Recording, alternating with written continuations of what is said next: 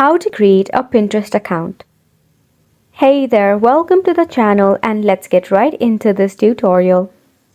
To create a Pinterest account in your device, firstly navigate to your Pinterest application.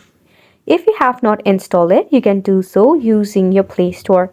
If you are an iOS user, check out your App Store. Tap open your Pinterest application in your device. Wait until it loads up.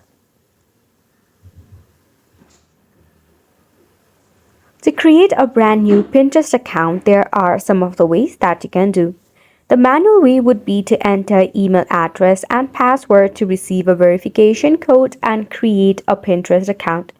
But the most easiest way is to either continue with Facebook or Google. Now, if you tap on continue with Google option, you can select on a particular account that you wish to link with your Pinterest. If you have multiple accounts like mine, just select on a particular one. Then click on agree and share. Once you do this, you will have to enter your birthday. Go ahead and do so, then tap on OK. Then click on the next button. Then select on your gender and select your country or region and click on next. After that, you can click on a particular mood or a look, then tap on next option.